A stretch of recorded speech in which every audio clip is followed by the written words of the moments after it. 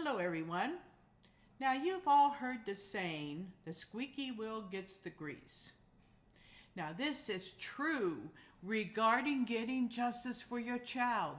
There is a gap between reality and what we are told. Ideally, all legal cases would get equal attention, like in TV shows, but that's not reality. To get justice, you need to make sure your voice is heard. In the court system, your loved one is just a case number amongst many other cases that are being worked on. It's not like it is on TV. If you're watching a 60-minute show, they have investigated the crime and gone through the 24 legal steps to have a trial. In my case, I fought for 4.5 years to get justice for my son. The man who killed my child is now in prison in Lovelady, Texas. Now he is up for parole, let's see here, on December the 6th, 2006. Now, I must keep him in prison. My next step is a parole protest letter and victims' impact statements. I have become a squeaky wheel. Now the defendant decides if he wants a bench trial, a jury trial, or a plea deal. A bench trial is where a judge alone hears all the evidence in a case and makes a final decision on the outcome without the involvement of a jury. Now there are pros and cons to this. In a jury trial, while the jury determines the defendant's guilt or innocence based on evidence presented, the judge typically sets the penalties such as prison time. Now plea deals reduce court backlogs and are a popular way of settling court cases. Plea deals help solve cases faster by allowing those accused to agree to a lesser punishment instead of going to trial. This means the court can move on to other cases more quickly, but it often happens while giving much input for the victims in their rights. Now, a district attorney can approve a plea agreement even if the victim even if the victim disagrees. Now, if victims are not actively involved, a plea deal would be an easy way to get the case off the DA's desk. Remember, again, you are just a case number among many. This is another reason to be a squeaky wheel. Victims may accept a plea deal for several reasons, including avoiding trial's emotional and financial burdens. Going through a trial can mean being exposed to distressing evidence, pictures, and details that might intensify your already trauma. The financial implications of pursuing a trial can be costly. Victims' compensation may be refunded, but again, there's a lot of legal paperwork and red tape, and you are not guaranteed a refund. It just adds more trauma.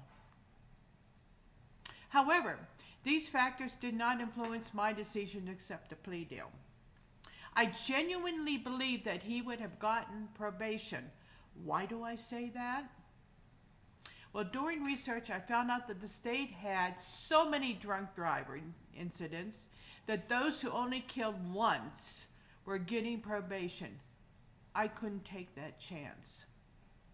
Defendants have state-funded lawyers. The district attorney represents the state, not the victim. Always remember that.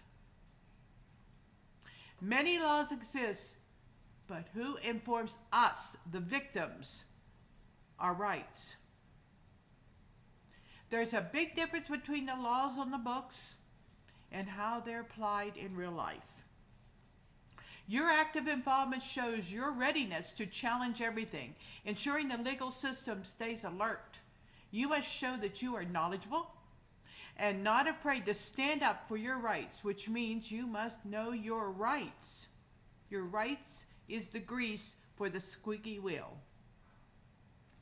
Victims' rights advocates frequently operate within the prosecutor's office, specifically within the Victim Service Division, which falls under the jurisdiction of the Attorney General and District Attorney's Office. Now, this arrangement can lead to issues if the DA neglects or refuses to prioritize victims' rights. Victims' rights representatives are meant to guide us through the legal process, offer support during court appearances, and assist in assessing necessary services such as therapy and financial aid. Well, I didn't get any of that. However, having an advocate whom the DA's office does employ might be more beneficial. While genuinely dedicated and compassionate advocates work within the DA's office, their ability to effectively uphold the victim's right can be significantly hindered if the DA is indifferent, like in my case. In my situation, I encountered issues where a person responsible for representing me, or representing victims as well as me, acted as a gatekeeper for the DA, sharing incorrect information that compromised my safety and took away my rights. I trusted the legal system. However, every profession, to include my teaching profession, has narcissistic and uncaring people. It takes work to get them out, especially in a government position. I have touched on this subject in my past videos and plan to discuss this in the future. You must be the squeaky wheel that gets the grease to get justice for your loved ones. Remember, those who speak up the loudest with knowledge will often gain the necessary support and action. I was blessed with amazing advocates from nonprofit organizations who helped me navigate the system, as they have done for so many others. Remember that no one loves or cares about your child as much as you do. In the court system, your child is a case number. That is the reality. Understanding victims' rights equips you with the power and knowledge necessary to seek justice. I am the proud mother of Dr. Kenley Gene Raney, who in 2009 lost his life to a drunk driver. Thank you.